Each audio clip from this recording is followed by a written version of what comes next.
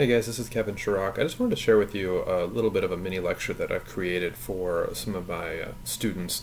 And it discusses this conflict between what I've noticed students think math is when they come into subjects like geometry and calculus, and what these classes kind of present math as, which is something much deeper, much more conceptual, and this causes quite a bit of a conflict for students. And so I wanted to just kind of make this little mini lecture before my calculus class so that they can see where this conflict might have come from, historically speaking, because as it turns out, this is actually an evolving issue that we've been experiencing for almost 2,400 years.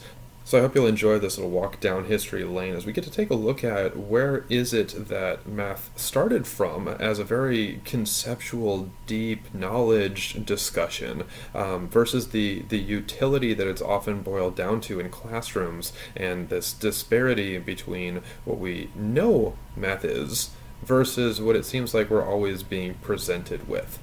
To learn mathematics, true mathematics, it's likely that students will need to forget almost every experience they've had in the mathematics classroom. Especially in the United States, mathematics holds a reputation for being a subject in which number facts are compiled and algorithms or these step-by-step procedures are taught, and students are rewarded based solely on their ability to do exactly as they're told. At a certain point, however, and this is often at either geometry or calculus, this reputation that math has is abruptly defied, and the result is that students disengage from the subject, and they often disengage from their entire career path, believing that they're just simply not math students. Simply put, mathematics began as one of the great academic pursuits of humanity. As far back as the 4th century BC, in the world's first academy, which was Plato's Academia, mathematics was included amongst the 6 primary subjects, which were natural science, astronomy, reasoning, philosophy, and politics. Plato believed that no one can become a moral hero or saint without discipline in sheer hard thinking. It was constructive reasoning that was pursued without reference to immediate instrumental usefulness. This belief was not universal, though, and in fact, it was often challenged. Socrates, Plato's arch rival, voiced a common view of the day, which was that although mathematics was valuable in small bits, its real value lied in the hard thought and the precision that were required to perform it. Make no mistake, this wasn't just simply a contrast between the educated opinion and the non-educated opinion. This was a debate between those who believed in the utilitarian view of mathematics, which were the Isocratic thinkers, and those who believed in mathematics to be among the knowledge of the good.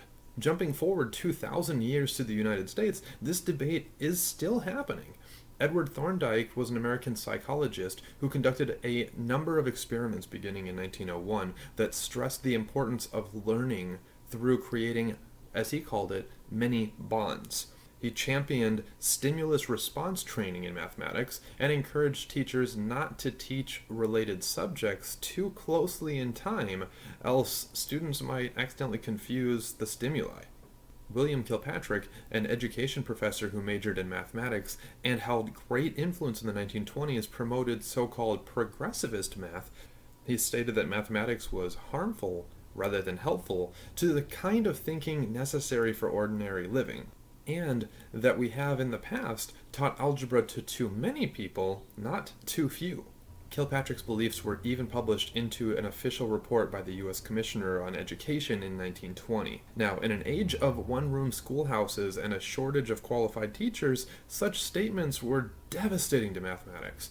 Teachers were in low supply, and they relied on the rule method for teaching, in which a particular rule for a particular problem was presented, memorized, and then drilled. As a result of this undervaluing of the underlying concepts of mathematics, enrollment in geometry decreased from 31% down to 11% in U.S. high schools from 1909 to 1955, and enrollment in algebra followed suit with a decrease from 57% to 25%. On the other side of the debate, David Smith a mathematics professor at Teachers College and a renowned historian of mathematics, tried to stop the publication of Kilpatrick's initial report, claiming that the committee that Kilpatrick claimed to have written the report with had in fact never met. And even further, he claimed that the committee he had formed was not representative of teachers of mathematics or mathematicians.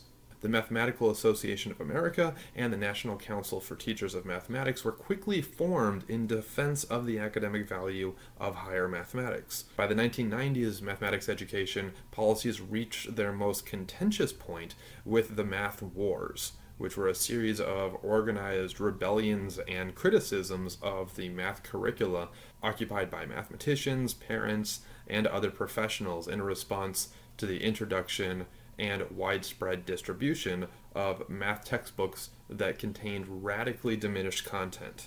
So why do I go through all of this effort to tell you about math history? It's to support my claim that math is a difficult subject with deep roots in utility and theory. Ask any mathematician and they will tell you that mathematics is not a collection of algorithms any more than painting is a collection of brush techniques. Lakatos was a philosopher of mathematics in the 1980s, and he wrote a fictional dialogue between some teachers and students. In this dialogue, one of the students concludes that discovery in math does not go up or down, but follows a zigzag path, prodded by counterexample. All of this simply to say that math is not something that you do, math is something that you discover. So whether you have intentions of using math for its utility, such as the pursuit of science or engineering, or whether you wish to pursue further theory within math in search of the knowledge of the good, you will grow the strongest and the quickest if you're given the opportunity to try, to fail, and then to try again. However, that's not to say that you shouldn't be given help. After all, most of modern math took thousands of years to discover, so you should count on being given a strong conceptual foundation. But then after that, you're going to be left to your own discoveries before being introduced to methods that prioritize efficiency. If you find that during your journey of mathematical discovery you become tired or demotivated or in any ways discouraged, don't worry. Just like you can't grow a muscle without properly timing your training and your rest, you can't build an operating philosophy through brute force. Don't be afraid to take a break, move on from a problem, or reach out to someone so you can discuss your thoughts. I had the great fortune of growing up with a family that discussed mathematics openly around the dinner table. Often we'd clear the table off entirely to make room for some graph paper in order to be able to settle a debate. For me, math has always been a means of forging a deeper social connection and respect for other people's ideas. So don't deprive yourself of a similar joy.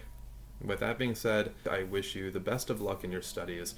Focus on learning before performing, and you will do well, I promise. Efficiency comes later.